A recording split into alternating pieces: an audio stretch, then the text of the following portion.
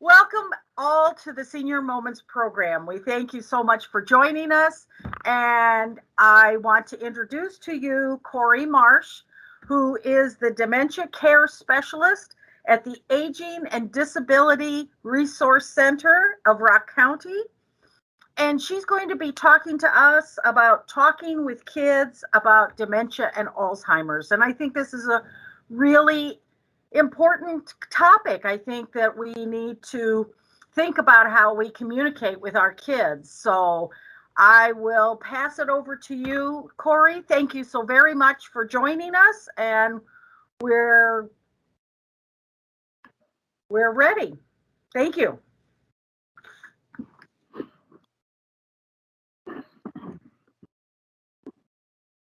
Thank you, Maureen. I'm really excited to be here this morning, and I'm really looking forward to being able to talk a little bit about how to talk with kids about dementia and Alzheimer's disease. It's a difficult topic often to deal with as adults, and even more difficult when we think about talking with our children about it. Many kids know someone with dementia or Alzheimer's disease. They may not even realize it. Not understanding often leads them to be afraid or to avoid people that they think might have a problem. Today, we're going to provide some tips about discussing dementia and Alzheimer's disease with kids, and also give some ideas about activities you might be able to do with loved ones or friends that have dementia or Alzheimer's disease. We're also going to review some resources available at the library, specifically for kids, and doing things with adults with Alzheimer's disease and related dementia. It's important for us to realize that dementia affects everyone in the family. So it's not just the person with the disease, but it can also include the children and friends and neighbors, and all kinds of people are impacted when one person has Alzheimer's disease. I really wanted to start out with just an overview of a general description of what dementia really is. Dementia really isn't a diagnosis. It's really a list of symptoms, and many things can actually cause dementia. Some things are treatable. Some things like maybe having a urinary tract infection, or having a really bad cold, or maybe having a thyroid problem can sometimes have some of the same symptoms that dementia, that look like Alzheimer's disease. Vascular dementia, Lewy body dementia, frontal temporal lobe dementia, these are all things that have some of the same symptoms of what's also known as Alzheimer's disease. Part of the reason that we often use Alzheimer's disease and dementia interchangeably is that 75% of the people with symptoms with dementia have the Alzheimer's type dementia. But it's important to recognize that some people may have Lewy body type dementia, or they may have frontal temporal lobe type dementia, or they may have vascular dementia. Knowing what type of dementia is important for the physicians, and it's sometimes important for the family caregivers. But for the point of this presentation, many of the symptoms are the same, and we're going to talk more about dealing with the symptoms and less about the specific different types of dementia that are out there. And part of the reason this is important is in Wisconsin, there's over 120,000 people that have been identified with a different dementia diagnosis. 1 in 9 individuals over the age of 65 have dementia. And by the time people live to be age 85 or above, this increases to 1 out of 2. To put this in a little bit of a different perspective, if you put all of the people with dementia together, they would fill both Miller Park and Lambeau Field. So that's a lot of people that have trouble with their memory. That's a diagnosable illness. So dementia, just putting it in very simple forms, different types of dementia, but some similar symptoms include things like problems with their memory, changes in their brain's ability to think, changes in their personality, changes in their ability to function, to do the day-to-day things that they've always done. Also changes in recognition of people and things.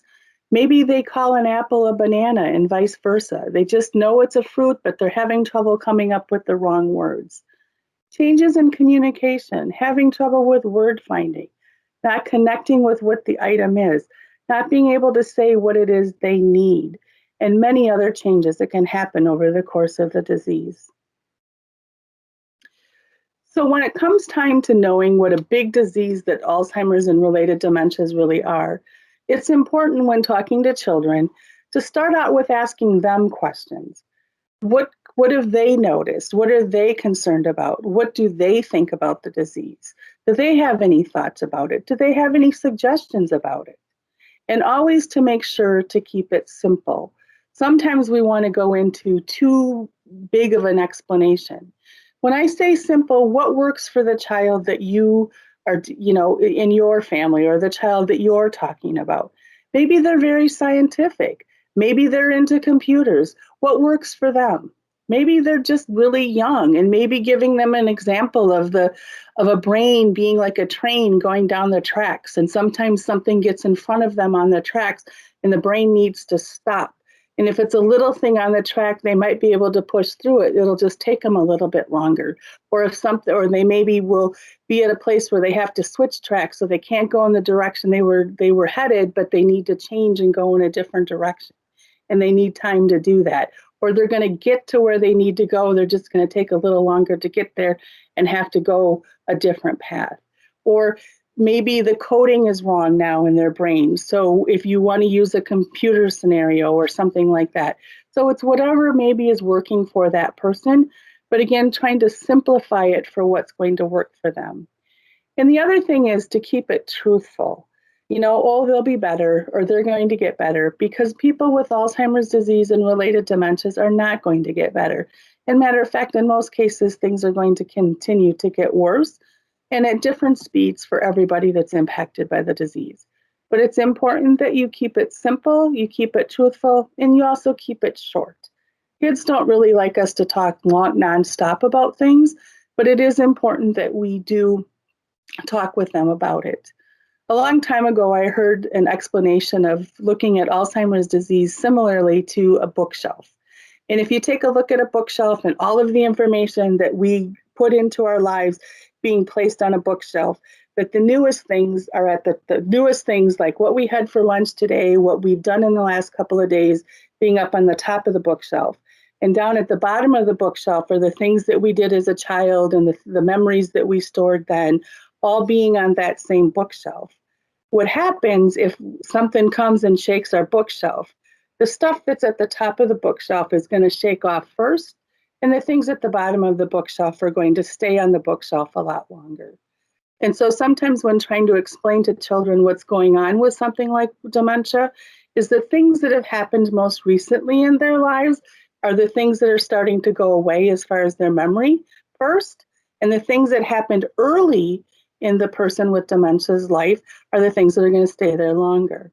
So that's why what happens with kids, especially, is their grandparent may start to forget them a little bit sooner than they forget the things that happened in the grandparents' childhood. So that's one example to take a look at, just to kind of talk about if you're starting to rock a bookshelf, the things that were up at the top of the bookshelf are going to fall out of their memory first, and the things that are at the bottom of the bookshelf are going to stay much longer. One of the problems that we all have with Alzheimer's disease is it's not an illness you can see. So you look at somebody and they look healthy, they look fine, and it's difficult because if someone's in a wheelchair, you can see that they're maybe having a challenge. If somebody has crutches, or if somebody, has another type of illness that you can see, you can understand that there's something going on. And with Alzheimer's disease, you can't really see it. You can't really see that something's not working properly. And it's important also to explain to kids that just because a person doesn't remember you and doesn't remember your name doesn't mean that they don't still love you. It's not unusual for somebody with Alzheimer's disease or related dementia to call a grandchild by their parent's name. Excuse me. So example, if your mom's name is Sue, then they may in fact be calling their grandchild Sue. And it's because they know that the person that they're talking to is important to them. They're just not able to recall what the name is. And so they're using the wrong name. And it's important that a child understands that their grandparent still loves them. They're just not able to connect with what the right name is. And that's because of their brain not working properly. It's also important that they realize that their reasoning button is broken. Don't argue. You're not going to win, no matter how hard you try. Sometimes it's hard to understand that whole reasoning button being broken, but the brain is not working the way it used to work. It's kind of like putting a puzzle together. If you're sitting at the table and you're putting a puzzle together and you look at it really hard and it's laid out there, you eventually can pick up the piece that you need to do and put it into the right place. And you may kind of move it around a little bit to see if you've gotten it into the right place. People with dementia can't even pick up that piece of puzzle and put it in the right place and move it around. Their brain doesn't let them do it the way they've always done it. So what happens is they can't even reason through how to get the right pieces in the right places. So that's the way to explain how that reasoning button is broken. So you can't, when you argue, you can't win because they can't process through that information. We also don't want to correct people with dementia. Not only does it make the person with dementia sad, but it makes the child sad, or it makes you as an adult sad, because what happens is there's no matter how hard you try to explain to them that they're wrong, they don't understand it, they don't see it, because their brain is not able to process that new information, because they don't really believe what it is that you're trying to tell them. It's also important to let kids know it's okay to feel embarrassed. Sometimes the person in their life that has Alzheimer's disease may do something that's out of character. They may dress differently. Maybe their makeup and hair isn't as perfect as it always used to be. Maybe grandpa's not shaving like he always used to and maybe looks a little bit differently when he's doing things. Maybe he doesn't want to change his shirt and there's a stain on it or something silly like that that may make the child feel a little bit embarrassed. And it's important for kids to know that. I remember one family saying the hardest thing that their children had to get used to was sometimes their grandpa would cuss a little bit. Help the child work through that. Let them know that their grandma or their grandpa or their friend or their neighbor or their parent even is who they always were. They're just having a tough time right now and their brain is not working properly. One of the things that happens sometimes is people's social skills change. And so they don't have the same social graces that they perhaps had in the past. And so their ability to do things that are more socially appropriate sometimes fall off. And it's not because the person wouldn't have normally been appropriate, they just have trouble now. And it's because of the damage that's being done in their brain from their dementia. The other, encouragement that I always have is to not force it. If a child is really shying away from somebody that's having trouble with their memory, let them do that.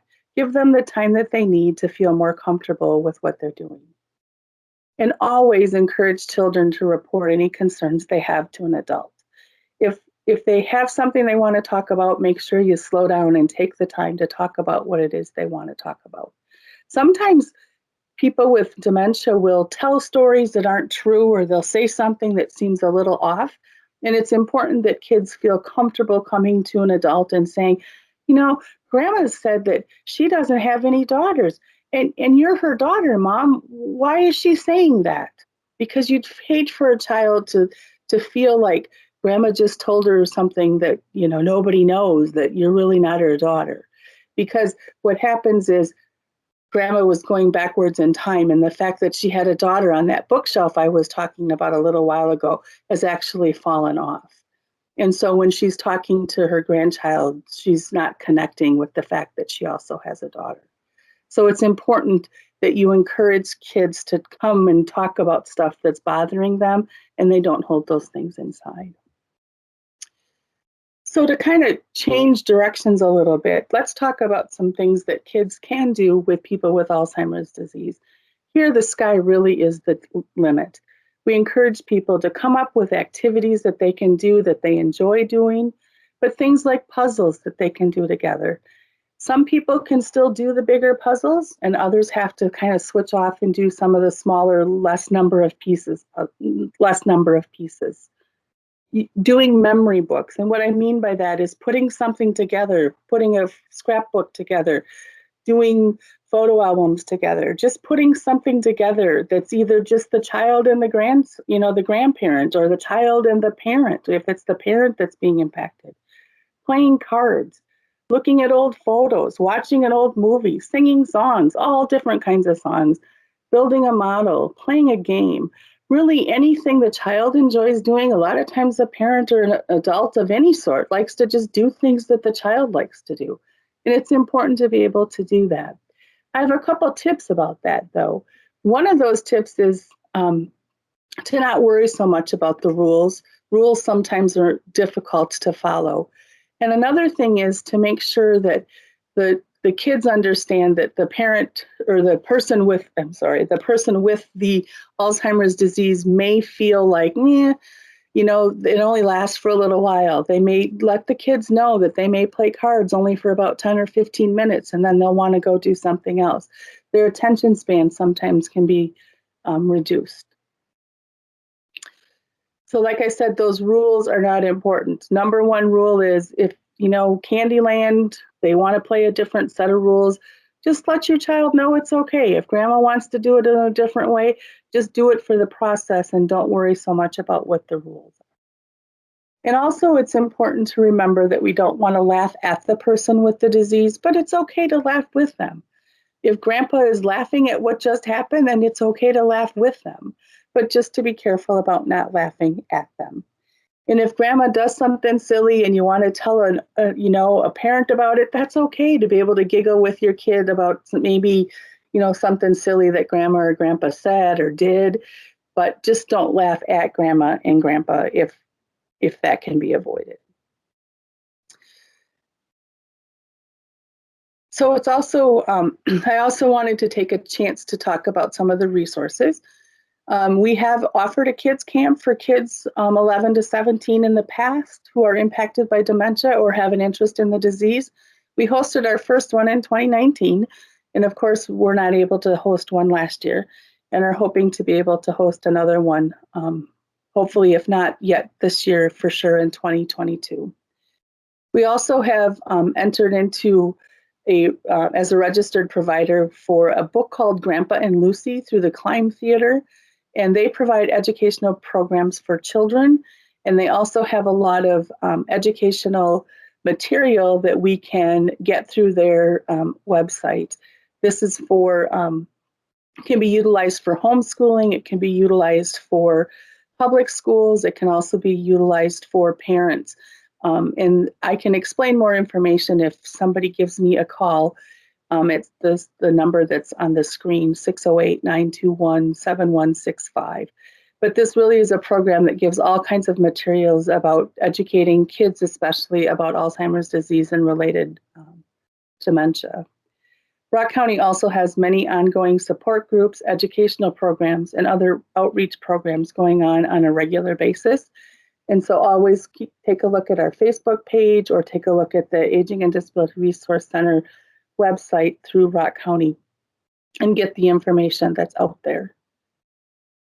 We have the Aging and Disability Resource Center. We also have the Rock County Council on Aging, the Alzheimer's and Dementia Alliance of Wisconsin, and also the Alzheimer's Association.